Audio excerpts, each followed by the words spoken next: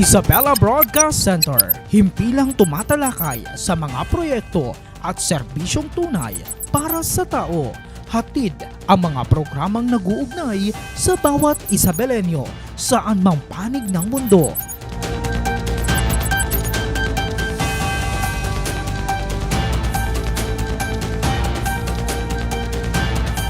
Delivering in-depth, trustworthy, and objective news. Dito ka, konektado. Isang mapagpalang araw ho sa ating lahat mga ka-Isabelenyo, muli sumasa inyo ang isa na namang panibagong episode ng ating palatuntunang Isabela Connect ka dito at syempre kasama nyo pa rin ang inyong lingkod, ang resident broadcaster ng pamalang palalawigan ng Isabela, Ezekiel Kilang. Kasabay nga ho ng paggunita ng mahal na araw at ang dagsa ho ng mga turista para ho sa summer vacation, tiyak ka ba na tiyak ho na abala ho yung ating lalawigan sa ngayon. Ramdam na rin ho natin ang init at kasabay ho nito ang paghahanda para ho sa seguridad at kaligtasan ho ng bawat Isabelenyo.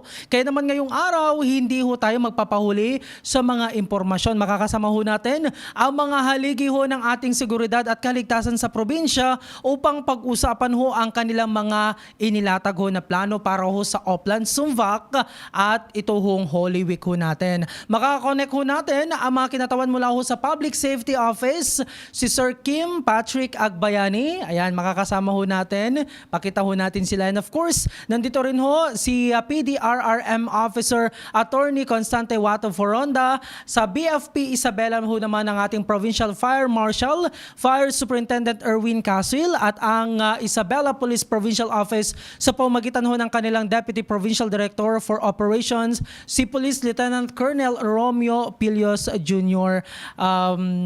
Papatin muna natin sila.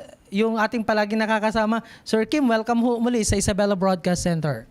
Good afternoon, Ezekiel, and good afternoon po sa lahat ng ating tagapakinig at tagapanood dito sa Isabela Broadcast Center. Okay, again, Sir Apilios, welcome ho.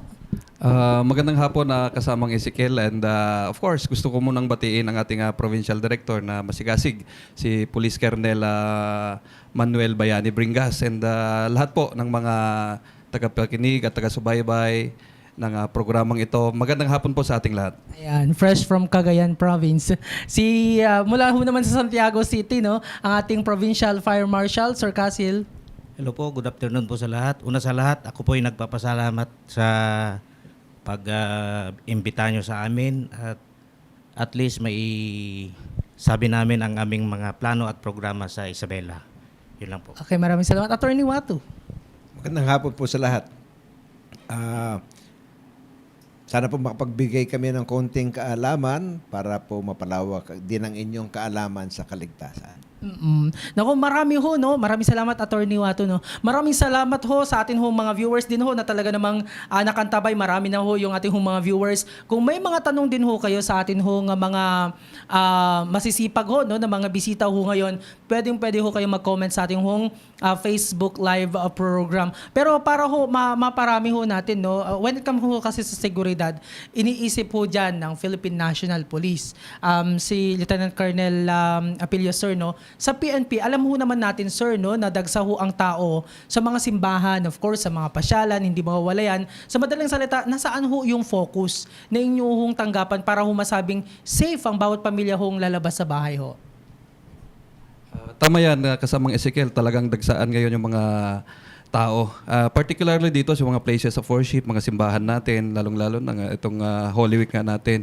And of course, after that, marami na tayong inaasahang tao na dadagsa sa mga ilog, mga riverbanks natin, sa mga resorts natin. Dahil alam naman natin na ngayon ay last week nga yata or 2 weeks ago, nag-declare tayo ng state of calm because of this nararanasan nating tag-init. So talagang maghanap ngayon yung mga tao ng, para maibsan ng init. Kaya ine-expect natin dito sa mga riverbanks and mga resorts natin, sa mga parks na alam nating maraming mga puno para sa ganon ay medyo maibsan talaga yung init. So ang ginagawa naman natin, ang kapilisan natin dyan ay naglalagay tayo ng mga deployment natin dyan, naglalagay tayo ng mga police natin dyan upang sa ganon ay kung may mga problema o may mga sa seguridad sa nasabing lugar ay agad-agad na may tutugon na kapulisan para sa ganon ay matulungan sila. Maganda yun sa criminality aspects din, nakatutok. Pero when it comes sa mga ganito kasi mga event, ayaw natin ng disaster.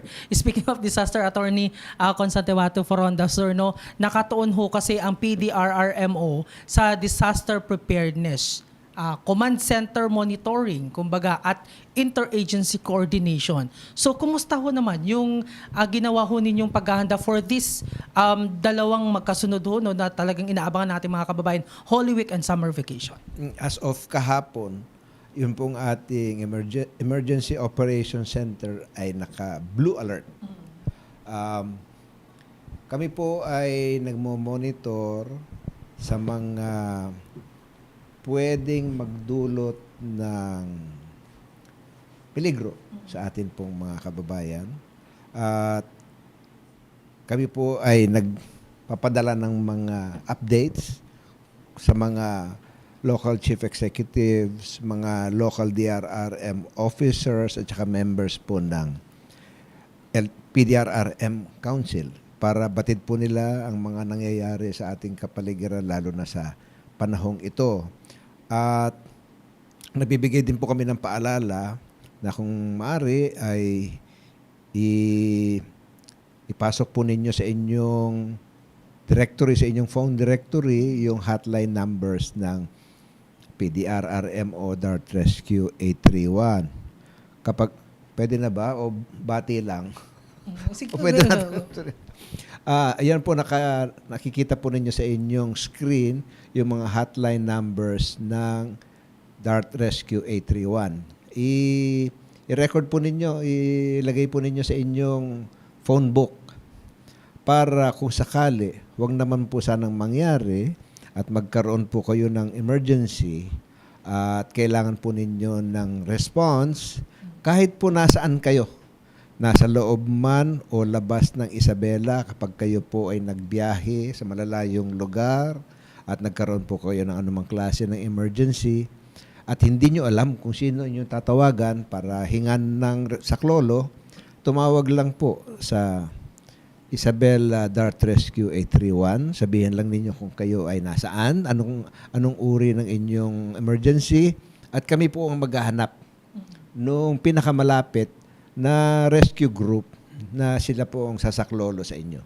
Kahit nasaan po kayo, kahit nasa Mindanao pa kayo, makokontak po namin yung pinakamalapit na rescue group para responde sa inyo. Speaking of mga hotlines so na yan, sir, no? Isa ho ang Public Safety Office talagang nagdidikit sa mga pader. Speaking of Public Safety Officer Kim, kayo ho yung madalas ho nating katuwang sa kalsada. Ano naman yung mga strategic na points o mga help desk na itatayo ho o itinayo ho ninyo sa kahabaan ho ng ating mga highways para ho sa mga motorista ho natin? Okay, XC.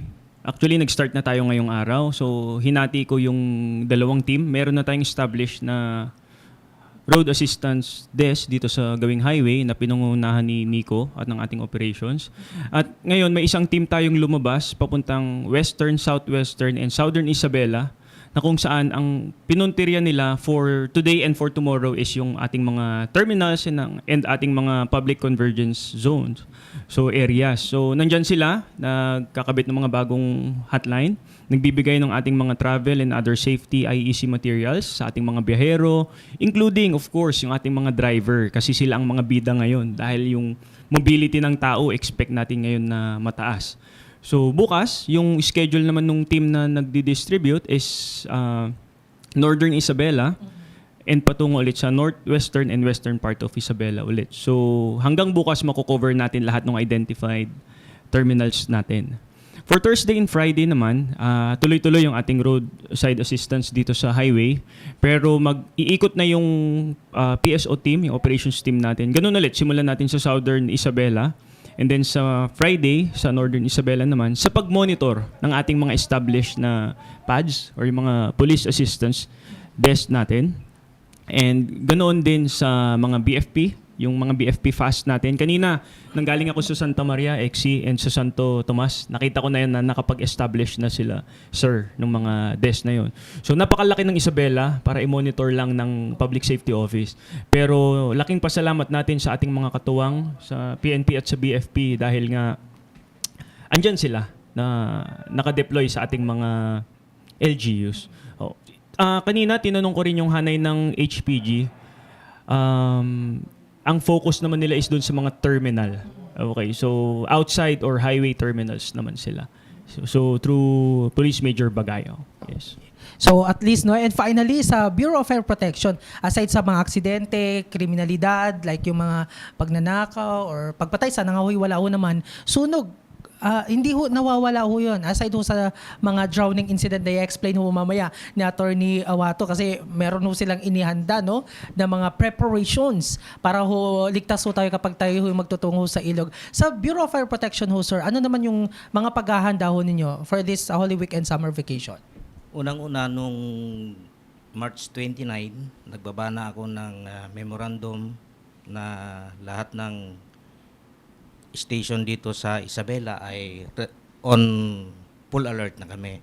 So meaning, lahat ng station level natin ay naka-intact ng ating 874 na personnel naka-preposition na sa ating different fire station.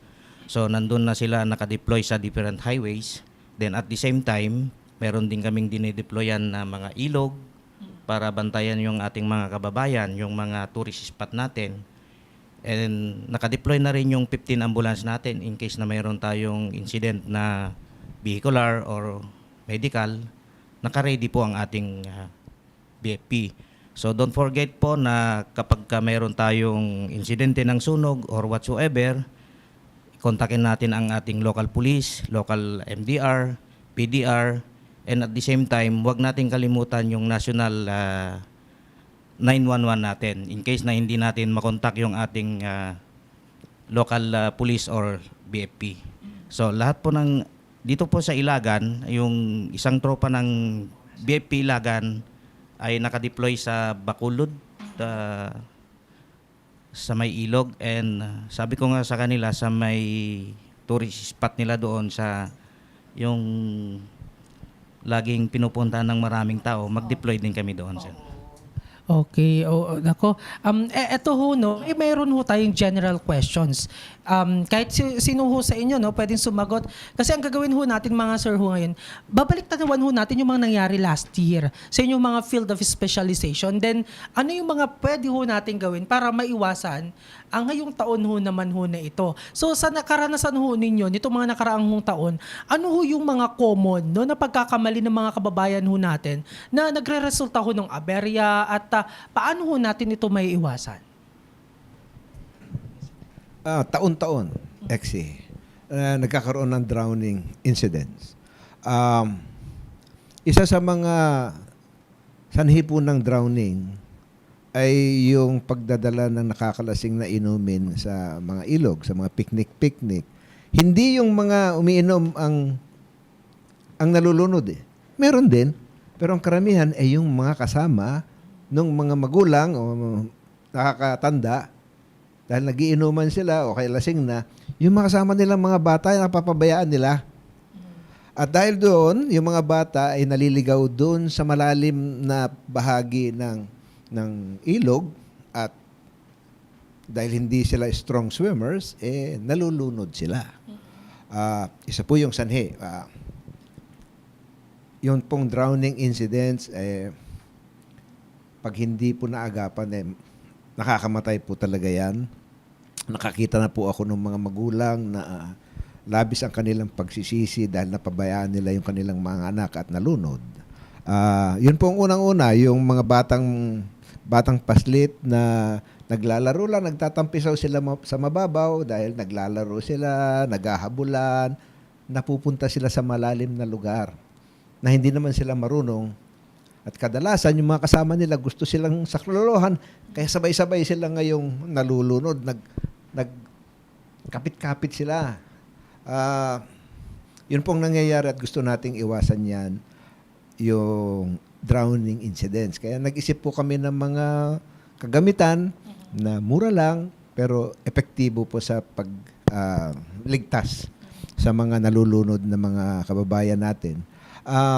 Ewan ko kung meron Anong tawag dito, sir? Na Walang gagamitan? tawag dyan. Pero ang closest na na rescue equipment ay Oh, ito ngayon yung pinapakita natin, Yan, sir. yan. Kikita po ninyo yung bote lamang po ng soft drinks. Yan yata ay 1 liter yan o 1.5 liter. Tapos yun, tatalian, lalagyan ng pabigat na tubig o kaya ng buhangin. Kapag merong merong swimmer in distress, imbes na languyin, kasi pag nilanguyin, matagal-tagal din yun. Baka pagdating dun sa lugar kung nasaan yung swimmer in distress, lulubog na. Kaya ang gagawin po, ibabato dun. Meron pong may tali po yan eh. So ibabato dun sa in distress na swimmer at para meron po siyang mahawakan at hihilahin po siya papunta sa ligtas na lugar. Makikita po rin niya, meron din yan yung mga orange na nakailera. Mga bote rin po yan ng soft drinks na napintahan po ng kulay orange para madaling makita. Ang purpose po ng mga yan para i-delineate yung mababaw at malalim. Para yung mga batang naglalaro, sasabihan sila na huwag kayong lalampas dun sa guhit na yan at malalim na. Yan po, pinagkabit-kabit lang ng mga lubid at mga palutang na mga bote na pinintahan ng kulay orange. Ilalatag lang, tapos lagyan lang po ng parang angkla. Meron din siyang tali pababa at may bato para hindi po siya mag-iba-iba yung posisyon at anurin po ng ilog. Current, oo. Yung ng current. Yan po yung aming munting mga simple at mura lang na mga kagamitan na makakapagligtas po sa ating mga kababayan. Pero may mga nagpa-practice na din ho ba ng mga ganyan? Oo, pero sadly, kukonti. Kukonti. Ewan ko siguro. Pero hindi naman expensive yun. Kasi mura lang naman. Ang investment nyo lang dyan yung lubid. Number 6 na yung plastic na lubid. Yan. Siguro mga 20 metros. Sapat na yon. Yes. Kayo pupunta sa ilog, kayo po mismo gumawa na. Pag nandun ka, lagyan nyo lang ng tubig. Kalahati siguro nung bote ng tubig. Para lang may pabigat na pwede ninyong ibato sa malayo. Tapos hilain na lang ninyo yung kakapitan yung swimmer na in distress. Tapos hilain na papunta sa ligtas na lugar. Nakakalungkot nga, attorney, no, yung nabanggit ho ninyo, nakainom. Paano ho yung treatment ho naman sa hanay ho ng mga kapulisan, sir? At siyempre sa Public Safety Office, no? Kasi I know, kayo ho yung isa sa nagpapaalala ho sa atin ho mga kababayan. So paano yung treatment ho ninyo mga ganyan? May mga restrictions din ho ba na ipapatupad, sir, sa mga pagpasyalan like yes, ilog? kasamang Ezekiel. Anyway, sa katunayan, meron tayong 16 incidents, drowning incidents last year, attorney, and ito'y malaki na number. So, ang purpose natin ngayon is hindi man natin ma-zero at mabawasan man lang yung 16 incidents na yan. So, ang ginawa natin, nagkaroon tayo ng conference regarding this preparation natin yesterday with our provincial director, and one of the topics discussed is for them to COPs to coordinate with the local chief executives or the barangay captains to declare a certain portion of riverbanks na talagang nangunguha, yung talagang delikado na ipagbawal ang paliligo sa mga areas na yon. At if possible, magkaroon ng executive order within their powers na para ipagbawal sa publiko yung pagligo sa mga delikadong lugar na yon. And another thing is kailangan na mag-Oplan Tambuli tayo. So far, ma'am, sana may ipaparinig kami. Sana, kaso lang hindi nalagyan ng... Oplan Tambuli, yes. yan yung yung mobile, then may megaphone. Yes, sir. Informing them na ito, bawal yung masyadong nagiinom kasi sabi nga ni Sir Wato kanina, ito talaga yung dahilan. So far, 2 minors ang nalunod last year, and the rest, yung 14 mga adult na. So ibig sabihin, karamihan dito siguro ay yung nakainom, at the same time yung nag-re-rescue sa kanila. So yun nga, isa sa role ng kapulisan doon sa area ay magpaalala na huwag masyadong mag-inom. If not, isa din sa napag-usapan kahapon kung pwedeng i-declare na liquor ban pagdating Oo. sa mga ilog-ilog. Kasi diyan naman talaga nangyayari yung drowning incident. Bihira lang sa mga resorts. Kasi alam naman natin yung mga resorts, may mga kwan tayo dyan, may mga lifeguards tayo dyan. But when it comes into rivers kasi, wala tayong, hindi natin hawak. Public kasi yan. Anybody can go there. If kung hindi tayo magbibigay ng mga restrictions. So yung iba nakikita ko na naglalagay sila ng karatulan na bawal maligo dito, nakakamatay. So yun ang isang hakbang natin para maiwasan or hindi man natin ma-zero yung drowning, ibaba man lang natin from 16 or 0 supposedly. Oo. Speaking of drowning incident mga sir, no? Attorney Wato, I know sa PDRRMO, may training din sa BFP, PNP, and PSO. Yung yung mga nalulunod, paano ba yung tamang pag-ano yun? Lalo na kung wala hong mga otoridad dun ho mismo sa mga area. Kasi sa social media, may mga napapanood ho tayo nung kung ano-ano na lang yung proper na pag-treat dun sa nalinod, sa CPR. So, paano ba yung process so nun? Basta push lang mo. Kasi, oo. Yung pong CPR, isi-simulate niya po yung pagtibok ng puso. Oo. Kasi kapag pwede rin yung salang. Ang tama pong paraan ay kung pwede pong hawakan, Colonel, ito para ganyan po yung kamay. Oo. One over the other. So, yung right, dapat sa ano? Whichever. Kahit ano. saan. Opo. Tapos itatapat po niyo sa pagitan ng nipples. Oo. Sa dibdib. center po Oo, ng sa ano. dito sa sternum. Tapos itutulak po ninyo pababa. Mhm. Ang tempo yung alam niyo yung kanta ng Bee Gees na Staying Alive. Stay alive. Yun po yung tempo. Okay. Mabilisan. Mabilis po. Yung tempo po ng Staying Alive na Opo. natugtog, na kanta. Yun po yung tempo. Hanggang makahinga na po yung nalunod at magkaroon na po siya ng heartbeat. Oo. Tapos, pero dapat habang may gumagawa, meron tumatawag ng rescue. Oo. Para kung ano man ang mangyari, pwede pong itakbo sa pagamutan Yung ginagawa ho na binibitin pati warik. Hindi po effective Hindi yun. advisable ho, Hindi po. hindi advisable. CPR pa rin po ang number one. Okay. So, isa din ho sa mga ganitong mga insidente, yung mga vehicular accident. Sir, sabi ho kasi nila, kampante ho sila, libre na daw ho sila sa kalsada. Gaano ho katotoo na wala hong magbabantay ho ngayon sa kalsada? Sir Kim. Ako, hindi totoo yan. Actually, yun nga, sabi ko kanina, sa operations ng Public Safety Office for Saturday and Sunday, yung may team ulit tayo na iikot, ang focus naman natin is yung mga, yan nga, riverbanks, mga pook pasyalan, tsaka mga picnic grounds.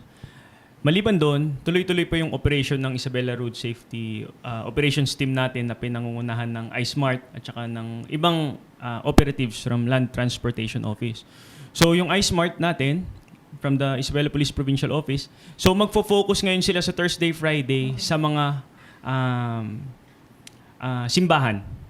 So hindi nangangahulugan na pupunta ang ating mga kababayan para sa Semana Santa, magbibisita iglesia sa mga simbahan, ay hindi na sila magsusuot ng prescribed helmet. So andun po yung ating mga law enforcers na mag-i-implement pa rin ng traffic laws. So RA 4136, Republic Act 10054, or yung Motorcycle Helmet Act, na kung saan nire-require ang lahat ng gumagamit ng motorsiklo na magsuot ng helmet. So for Saturday and Sunday naman, ililipat po natin yung deployment. This is in coordination with the IPPO operations na magfo-focus naman na tayo dun sa mga picnic grounds. So sa madaling sabi, walang pagbabago sa deployment ng ating operatives, including Land Transportation Office Regional Office number 2, kasi kanina kinonfirm ko lang kay ARD Tundao. So meron pa rin silang team na mag-ooperate sa Isabela. So ulitin ko lang yung tanong mo kanina. So hindi nangangahulugan na Semana Santa ay magpapahinga po tayo. Lalong pag-iigtingin po natin ang operasyon para po sa kaligtasan ng bawat Isabelenyo. Oo, kasi ang notion nila yung mga otoridad natin nasa ilog nagbabantay sa mga resort, ayan nagbabantay sa mga malalaking establishment kontra nakaw. Anyway, pero madalas so napapansin ho natin, marami ho kapag mga ganito mahal na araw, mga estudyante, mga minor. So, paano ho natin na-address na hindi ho hayaang mag-drive yung mga minors ho natin? Kahit sino po sa inyo. Simulan natin dun sa sinabi ko nga kanina. So, meron tayong identified strategic deployments maliban lang dun sa pods na mamaya i-discuss ni DPDO. So, sa mga minors na yan, nakikiusap tayo sa kanilang mga magulang. Sana wag na nilang hayaan na may mangyaring masama sa kanilang mga anak. And going back, dun sa ilog, sir, last year kasi, demob na eh. Magsi 6:30 na, paalis na kami with then PD Police Colonel Lee Allen Bauding. Yung pupunta na siya sa PPO, babalik na rin ako dito sa office. Meron pang humabol na drowning incident. Buti na lang na-revive, boss. Hindi ko lang malala kung saan. The point is, pag umalis na yung mga law enforcement doon, yung mga BPATs, yung mga force multipliers natin, hala, yan yung ating mga kababayan magpapasaway. Sinabing bawal, nung umalis yung bantay, ipinilit pa nila. So sana, ngayon, wag na nating ipilit. At syempre, yung ating deployment, medyo, with the assurance naman of PD Bringas, medyo hanggang gabi yung ating deployment dyan. Oh, may dagdag ko pa kayo, sir? Tama yung sinabi mo kanina, kasamang Ezekiel, na wala nang manghuli kasi Holy Week na. Hindi po totoo yun. So sa katunayan nga, mas lalong pinaigting ang visibility ng ating kapulisan ngayon. We are on full alert status.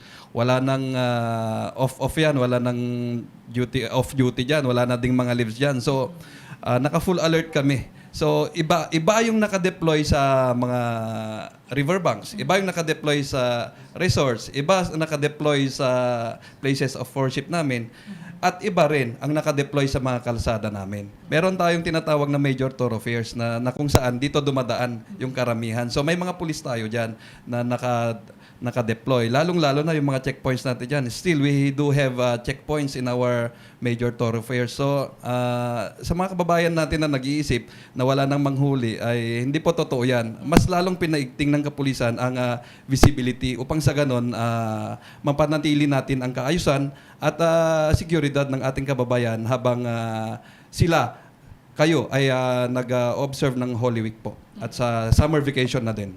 Oh, yun yung tawag nating divisions of work. O baka yung mga kawatan na nagpaplano, may nagbabantay ho no, sa malalaking establishment. Sunog ho ang isa din kasi mainit ho ang panahon. Sir Cassil, base ho sa mga records ho sa BFP, ano ba yung frequent no, na nagiging rason kung bakit meron pa rin yung sunog like sa mga residential houses ho natin? Base sa datos ng Isabela, karamihan kapabayaan talaga. Yung pinagsasawalang bahala yung ating mga sinasabi sa mga establishment, sa residential area. Pag sinabing, ma'am sir, yung mga inspectors natin doon sa mga establishment, tanggalin po natin yung mga overloading ng ating appliances. Yes sir. Ganun naman sila. Pag umalis na si firefighters na yung inspectors natin, binabalik. Ngayon, pag umuwi na sila, hindi tinatanggal. Yung pansamantala na extension wire, ginagawang pansamantagal. So, yun po yung datos natin na maraming causes ng sunog natin ngayon. Puro electrical short circuit. So, sa mga nagbabakasyon, lalong-lalo na ngayong Holy Weeks, advice natin na bago umalis ng bahay, tanggalin yung mga unnecessary na appliances na naka-unplug na hindi na i-unplug natin. Yung mga electric pan natin na medyo defective na, pwede na nating i-dispose siguro. Actually, base sa pag-aaral nga namin, at least 3 years lang dapat yung electric pan. The moment na tumagal doon at pina-repair mo na ng 2 beses, hindi na safe. Kaya karamihan dito sa atin na nasusunog na school ay yung orbit pan. Defective na nga, hindi pa tinanggal yung wire. Pag aksidente na switch ng bata bago umalis sa school, di ilang oras yun na nakaandar yung makina hanggang sa magkaroon ng init. Pag may init, nasusunog yung wire. Pag nasunog yung wire, nagdikit yung positive negative, nag-spark. Pag nag-spark, may kortina, mabilis kumalat yung apoy. So, base dun sa datos natin, electrical short circuit and yung kapabayaan pa rin, open flame, Yung mga nagsusunog ng basura sa paligid ng bahay, pinabayaan, malakas ang hangin. May hangin yung mga ibang debris mapunta sa mga drain na mga kwan natin sa bakod, mga ganon, yung mga talahiban, doon na naman magkakaroon ng extension ng sunog. Yun po sir, yung kadalasan na nangyayari. Oh. Sir, may mga magbabakasyon kasi pamilya, walang may iwan sa bahay. Let's say, ilan ba? Walang pasok bukas. Work from home, ha? Bukas? Thursday. Friday. Wednesday, Thursday, Friday. Mga let's say 1 week. Safe ba kapag yung refrigerator, lalong-lalo na kapag maraming laman, yung iba kasi hindi na ina-unplug, hindi na rin binababa yung main circuit breaker ho nila kasi may mga pagkain. So, within 7 days, safe ba na maiwan yung refrigerator? Sa aming experience naman, wala pang sunog na nanggagaling sa refrigerator. Provided na nakapix yung pintuan niya. Naka-fix? Huwag nakaangat. Okay. Kasi once na nakaangat, ibig sabihin, nakaandar yung pressure niya, kukunin niya yung lamig na gusto niya. Pero hindi niya makuha dahil nakaangat yung pintuan. Doon sumasabog yung compressor. Oh, ganun pala. Kaya lagi namin sinasabi sa mga restaurant, halimbawa yung bahay, yung establishment, business establishment, restaurant yung baba, lubhang napaka-delikado para sa aming VIP yun. Kung hindi siya mapagmatsyag yung may-ari ng karinderya sa baba. Kasi the moment na si LPG niya ay nag-leak at kunting switch mo lang sa switch ng ilaw mo, sasabog yun. Parang binagsakan tayo ng bomba ng Israel. Ganon yan. Ibaba nyo na lang yung main circuit breaker kahit na hindi naka-unplug. Mas safe Pa rin yun, sir. Mas safe po kapag ka nagbakasyon ka ng 7 days to kan, ibaba mo na lang yung circuit breaker mo. Oo. Mas safe po yun. Yung main. Oo. Okay. Kung nakabakasyon ka naman, habang naka-hotel ka, mamahaling hotel, survey the area. Yun Oo. ang basic. I-survey mo kung saan yung fire exit. Gumagana ba yung fire exit? Tignan mo yung kung nasaan ka, saan ka tatakbo in case na may lindol, sunog. Dapat alamin mo bago ka matulog. Tapos, i-record mo na yan sa utak mo. In case na may lindol, alam mo kung saan ka tatakbo. Kaya nga sabi nila, ligtas yung may alam. Oo. Ligtas sa mayola. Huwag ka nang magbakasyon para walang sunog. Hindi, biro lang. Kasi mahal din ngayon ang gasolina ng mga sir. No? Ibig sabihin ho natin dito, kinakailangan ho nating maging aware sa ganung mga bagay. Speaking of bakasyon, sir, sa PNP, di ba, isa ho sa nagiging tips ng mga magnanakaw, yung mga posts sa social media, yung at the moment, I'm here, tapos tinitignan. So, paano naman ho yung mga ganun ho, sir? Tama yan, kasamang Ezekiel, no? Na parang binibigyan natin ng opportunity yung mga kawatan na pasukin yung bahay natin. Binibigyan natin sila na idea na walang tao rito sa bahay ninyo. So, ang advice natin dyan, kung hindi natin maiwasang mag-post sa social media, after na lang nung bakasyon ninyo kayo mag-post. Kasi yan ay nagpo-post ng threat, no? Ito ay dadagsain ng mga kawatan siguro. Ito yung nakikita nila na opportunity para papasok sila sa bahay. So, with that, gusto ko lang din paalalahanan yung mga kababayan natin na sana bago sila magbakasyon, they will make sure na nakalak yung pintuan nila. Pero hindi lang yung pintuan, nakalak nga yung pintuan, yung bintana, baka open naman. So, tignan nila lahat ng mga entry points ng bahay nila na kailangang nakalak lahat. So, or hindi, mag-invest sila sa CCTV. Para sa ganun, may mga kwan na tayo maski na sa abroad ka, nakikita mo pag may CCTV ka through net, makikita mo kung anong nangyayari sa bahay mo. So, sana pwede silang mag-install ng mga CCTVs na yan. And at the same time, pwede din silang maglagay siguro ng sensor lights. I do not know if how is it kung sa fire na kanila. Pero sa akin kasi, yes, we install sensor lights na kapag may tao, nagla-light siya.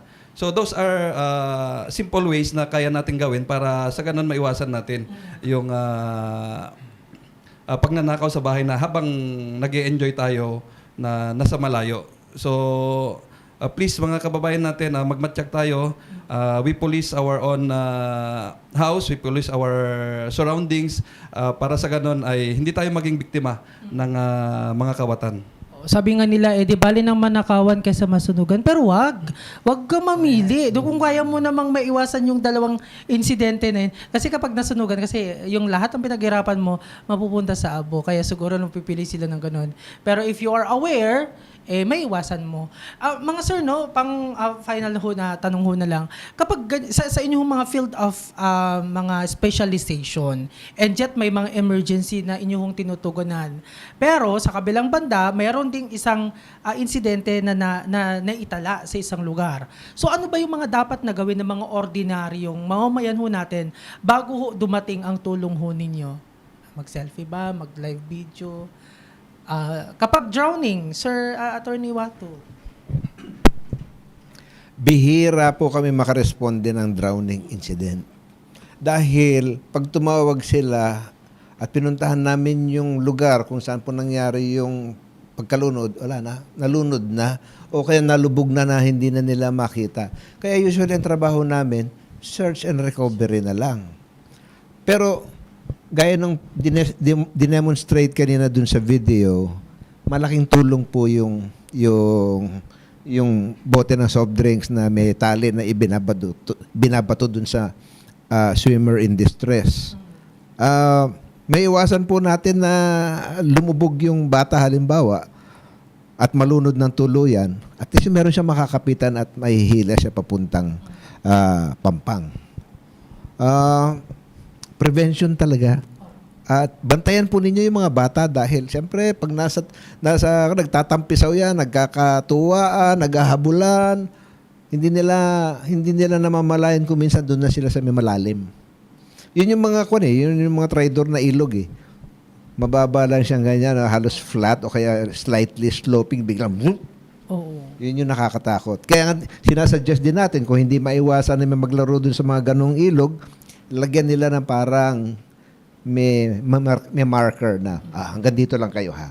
Beyond that is dangerous. Parang gano'n. Kasi sabi nila, noon naman hindi naman malalim. Ay, nag-iiba eh. Oo. Nag-iiba yung Lalo na kapag may nagkukwaris. Yeah.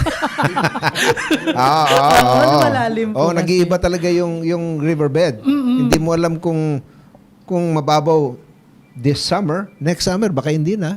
Oo. Po yan. About sa hanay ho ng BFP, ito, suki ho ng prank call. Meron pa rin po. Pero ano yung dapat ho nilang gawin, sir, kapag 2 o 3 yung sunog, just in case, wag naman ho sana. Unang-una, advice ko sa ating mga kababayan, kung saan ka lugar, dapat alam mo yung local fire station number, police station number, MDRRMO number. Kung hindi mo lahat alam yan, 911 na lang. Para si 911 ang mag-direct sa amin kung ano yung mga incident doon sa lugar na yon. Halimbawa, kung vehicular accident, pwede namang kaming makaresponde in case lang na wala kaming capability, i-endorse namin yan sa NDR o kaya ibang agency para marespondehan natin yung incident na yon. Pagdating naman sa sunog, sana advice ko din sa ating mga kababayan na wag muna mag-video. Tawagan nyo muna yung mga barangay tanod, barangay captain, local officials kung hindi nyo alam yung numero namin. The moment kasi na matagal ka na tumawag, matagal din ang responde talaga. Doon kami nagre-rely sa tawag. Kasi wala namang BFP na manghuhula siguro na every time mahulaan mo kung saan yung sunog. So yun sir, ang dapat gawin din. Kapag ka nagawa mo na bilang mamamayan, dapat may pakialam ka sa amin para sa ganun maligtas ka namin. So kung natawagan mo na yung local fire station, pwede ka nang mag-live para ma-aware din yung iba. Para makaresponde din yung iba. Oh, yun yung sayang daw kasi yung Saka yung views prank kapag caller. hindi nag-live. Yung prank caller natin sir, Oo. marami.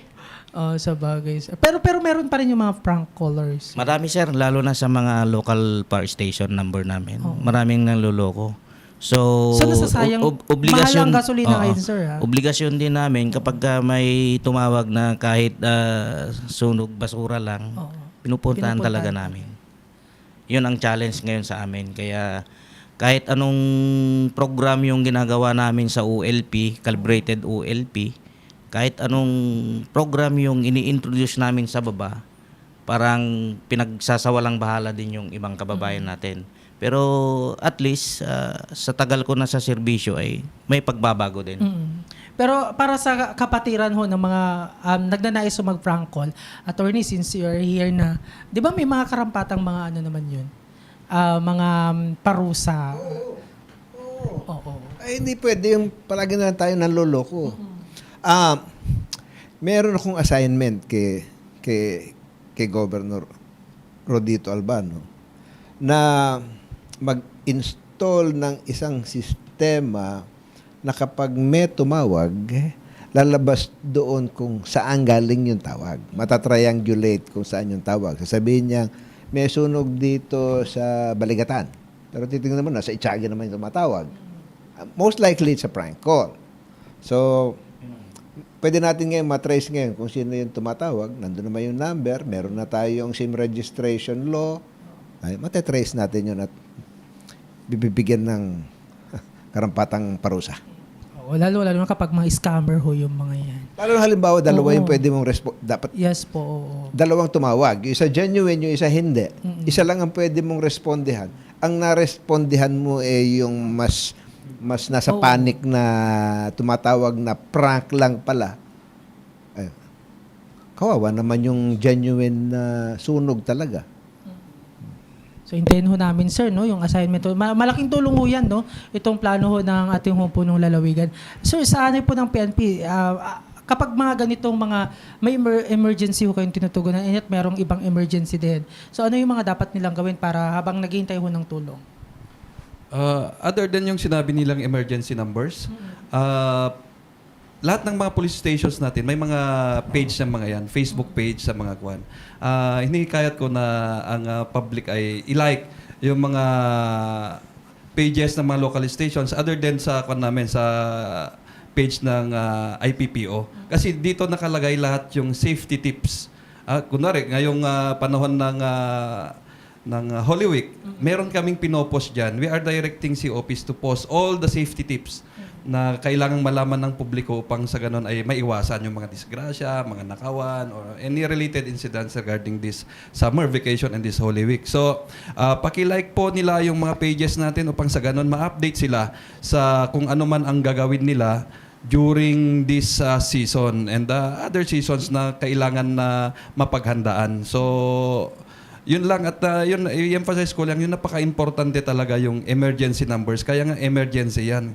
Although siguro pag wala kang emergency hindi mo napapansin yan, pero pagka emergency yan, dapat kailangang naandyan agad sa cellphone nyo. Hindi yung nagtatanong ka pa kasi it matters. Seconds matters when it comes to life, di ba? Pag nasa threat na yung life mo. So, napakahalaga yung mga emergency numbers na yan. So, yun lang kasamang Ezekiel siguro, yung masasabi natin sa ating publiko. Finally, Sir Kim, I know napapabilang ka din sa road crash, mga training, incident together with the PDRRMO. Pwede rin sumagot si Sir kapag ano, no. Napapansin mo natin sa social media, may mga aksidente kasi na pinapanood lang habang hinihintay ho, no, yung mga rescue vehicle. Sabi ho nila, gusto nang uminom ng biktima ng tubig, pero sabi naman ng iba, I don't know, kung they are a physician, wag daw kasi nakakasama. So kapag mga ganyung insidente, paano ho natin iti-treat, Sir Kim? Una, Exie, tulad nga ng sabi ni Sir, yung ating Isabela Emergency Hotline, sinimulan namin ni Sir Wato yan nung 2020 pa, na talagang bumenta yan nung time nung Ulysses. Pagdating naman sa road crash na hindi naman natin ninanais at inaasahan, well, magpasalamat na lang rin tayo at mayroong mga nagbi-video. Kasi dun sa pamamagitan nun or sa pamamaraan na yun, na ipapaalam nila sa mas maraming mga tao na mayroong emergency na nagaganap dito. If it's alive, kung kayo na po yung nakapanood, andyan yung emergency hotlines. Sabi nga ni Sir, kung hindi nyo na-save lahat, andyan yung 911, pwede na tayong tumawag. 'Di ba? So, sigurado naman tayo sa lahat ng spectators doon, meron namang isa na sa tamang pag-iisip, natatawag sa tamang numero para rumisponde yung akmang ahensya para tugunan yung pangangailangan na yun. For example, sa anti-criminality, PNP ang tatawagan natin. Kung sunog yun, BFP. At of course, kung aksidente, tulad nga ng sabi mo, andyan yung ating mga local rescue na handang tumugon at rumisponde sa kanilang nasasakupan.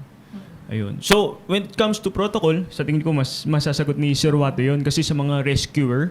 So, kung kailangan bang hintayin yung rescuer or kung may trained, bakit hindi? 'Di ba? Kasi usually, parang gustong buhatin ng isa, sasakay sa tricycle. Wag daw kasi mas lalala yung sitwasyon. Attorney. Meron akong kaibigan, close friend ko, na nagkaroon siya ng head-on collision. Yung mga sumaklolo, hindi na nagtawag ng rescue. Binuhat na lang nila yung kaibigan ko, sinakay sa ibang sasakyan at tinakbo sa ospital. Dahil doon, nagkaroon siya ng problema sa leeg. Ngayon, paralyzed na siya. Na sana kung tumawag sila ng rescue group at nilagyan ng collar, malamang hindi siya umabot ng kanyang injury. Now, ano bang dapat gawin?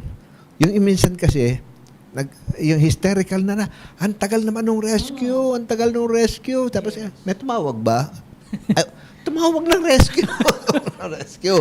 Wag niyong isipin na automatic yung rescue dahil sa lawak po ng Isabela, hindi naman na-monitor lahat ng lugar. Dapat silang tawagan. Passive po sila sa mga road crash incidents na hindi sila makakapunta maliban kung mangyari mo sa harapan mismo nung kanilang rescue base, hindi sila makakapunta kung hindi po nila alam. Kaya dapat meron tumawag. At as much as possible, wag niyong galawin yung na-aksidente na mukha namang nakabaluktot na siyang ganyan, nasaktan ka ba? Bayaan nyo na, wag nyo na siyang galawin at baka yung paggalaw ninyo sa kanya, unless you are trained, baka yung paggalaw nyo sa kanya lalo pang ikalala nung kanilang sugat. Kaya tumawag ng rescue, sila po yung nakakalam kung paano po i-treat. Lalagyan ba nila ng collar? Lalagyan ba nila ng splint? Lalagyan ba nila ng spine board? Meron pong mga treatment na ganyan para hindi po lumala yung sugat nung na-involve po dun sa road crash. So magandang sample ho yun ha. So ang dami ho kasing mga doktor kapag mga viewers ho natin. Anyway, maraming salamat mga sir, no? Napuno ho tayo ng mga impormasyon at hopefully yung mga nanonood ho sa atin na take note ho ninyo yung mga tips ho na ibinahagi ho ng ating ho mga bisita. Bilang panghuli, ano po yung inyong mensahe o paalala para ho sa ating ho mga kababayang Isabelenyo para sigurado ho tayong ligtas, sila ho makakauwi sa kanilang mga pamilya matapos ho ang bakasyon. Attorney. Alam mo, napanood ko yung interview mo sa amin ni Kim ilang years nang nakalipas. At tinanong mo sa akin kung ano yung aking message.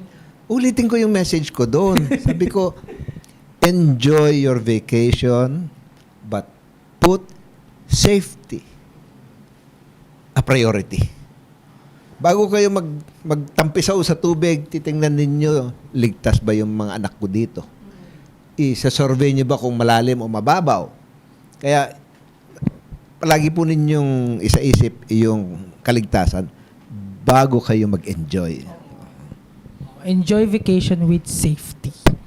Sir Cassie. Sa parte ng BFP, ang mensahe ko sa ating mga kababayan ay bago umalis sa bahay, siguraduhin nating katulad ng sinabi ko kanina, i-unplug natin yung mga hindi ginagamit na appliances. Kapag nagmaneho naman, kailangan kumpleto ang tulog. Tsaka pag-iisip. Kapag nakabakasyon kayo, kailangan alamin nyo yung lugar kung saan kayo. Halimbawa, hotel, bilang BFP, exit ang number 1. Practice nyo yung natutunan nyo na duck cover and hold in case na may lindol. Alamin nyo yung emergency hotline ng kapulisan, BFP, PDRRMO, and at the same time yung 911. Kasi kung may incident, yun ang mga numero na pwede nyong pagpapatulungan. Yan lang po. Maraming salamat Sir Casil. Lieutenant Colonel Villas, sir. Sabi nga, the community is the police and the police is the community. So, ugalayin nating magmadyag bago tayo mag-enjoy sa kung saan man tayo pupunta. Maging alerto tayo, magmadyag tayo. Gawin natin yung mga bagay na kailangan nating gawin para sa kaligtasan natin.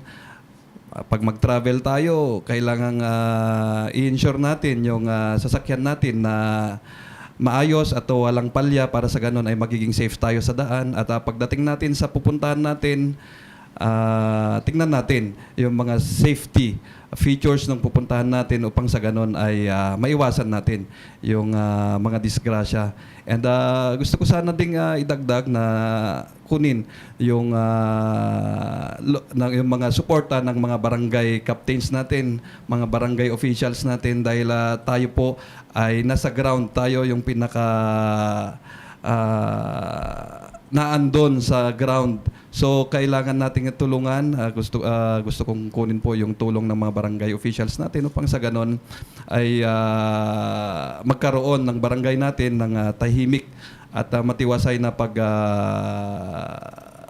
pag-celebrate ng Holy Week natin and pati na din sa summer vacation natin. Huwag po natin din kalimutan yung mga schools natin kasi wala nang mga pasok yan at tinitake advantage ito ng mga kawatan. So, bantayan natin, i-utilize natin yung mga barangay tanod natin, mga force multiplier natin upang sa ganon ay wala pong mangyaring nakawan sa area natin. And tingnan din natin yung mga, ikutan din natin yung mga alam nating lumabas, nag-out of town sa mga barangay natin. So, yun lang kasamang Ezekiel. At sana ay magkaroon tayo ng payapat tahimik na pagninilay-nilay nitong Holy Week. Okay, maraming salamat sir. Uy, thank you sa mga PNP stations na nanonood sa ating Facebook Live program, lalong-lalo na sa coastal areas like Palanan, Isabela, hello sa inyo. And sa mga fire stations natin. So, meron Palanan Police Station, nanonood sila. Thank you for watching, hello. And of course, si Sir Kim, sir, mensahe ninyo. Good afternoon. So para sa lahat ng ating mga kababayan, nais ko ulit kunin ang pagkakataon na ito na i-remind ang lahat ng ating mga travelers. Alam mo, nakafocus tayo sa road safety. So para po sa lahat ng motorcycle riders natin, pinapaalala natin na no helmet, no travel policy po tayo sa buong lalawigan ng Isabela. So sana po tayo ay tumalima dito. Nasimulan na po natin ito. Ituloy-tuloy na po natin. Para naman po sa ating mga biyahero gamit ang kanilang mga sasakyan, mga four wheels, tandaan lang po natin yung blue baguettes. So hindi ko na isa-isahin kasi alam kong kabisado ng ating mga kababayan naman na yan. So magsuot lang rin po parati ng seatbelt. So para naman po in consideration sa pagtaas ng fuel, may mga naidagdag dun sa blue baguettes natin, XC. So syempre consolidate our trips, lighten our load. Yung mga excess load sa ating mga sasakyan, makakapag-cost kasi yun ng additional fuel. So kailangan ibaba natin, alisin yung mga hindi kailangan para gumaan yung sasakyan, gumaan yung takbo ng ating mga sasakyan. So tire pressure naman, crucial ito dahil kung underinflated po yung sasakyan natin, mas mabigat yung takbo, mas matakaw sa gasolina. At the same time, pwedeng sumabog. So kailangan nating sundin yung suggested or yung prescribed tire PSI ng ating mga sasakyan na makikita sa may driver side, sa may pintuan ng driver. So, yun lamang muli, paalala natin, manatiling ligtas po tayo sa lahat ng oras at sa lahat ng pagkakataon. There you have it. Maraming salamat mga sir. Maraming salamat ho sa inyong paglilinaw at syempre sa serbisyong walang patid ho para sa ating mga kababayan. Napakahalaga ho na bago tayo sumabak sa ating mga bakasyon at panata, alam ho nating may mga katuwang ho tayo nagising at handang rumusponde sa anumang hong oras. Mga kaisabalenyo, ayon nga ho kila Governor Rodito Albano at Vice Governor Kiko D, ang kaligtasan ay hindi lang responsibilidad ng ating mga law enforcers. Ito ay responsibilidad din nating lahat. Maging maingat, maging alerto at higit sa lahat, manatiling konektado sa tamang impormasyon. Muli salamat din ho sa mga sumubaybay sa ating episode ngayong hapon. Huwag din kalimutan na i-like at i-follow ang ating Facebook page, Isabela PIO, at mag-subscribe sa ating YouTube channel, Isabela PIO, para updated ho sa mga kaganapan sa lalawigan ho ng ating lalawigan ho ng Isabela, mga programs in particular na tinututukan ho ng Provincial Information Office. Sa ngalan ho ng aming gobernador na si Governor Rodito Albano at Vice Governor Kiko D at ng buong kasama ng palalawigan ng Isabela. Ako po muli ang inyong lingkod, ang resident broadcaster ng Provincial Government of Isabela, Ezekiel Kilang, na nagsasabing manatiling ligtas, manatiling banal, at manatiling konektado. Dito sa Isabela Connect ka dito, isang mapayapang mahal na araw sa inyong lahat.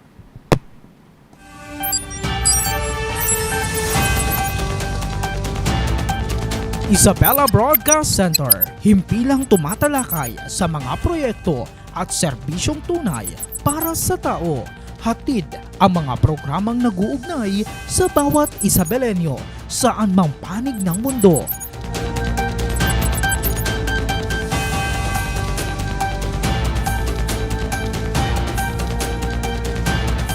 Delivering in-depth, trustworthy, and objective news.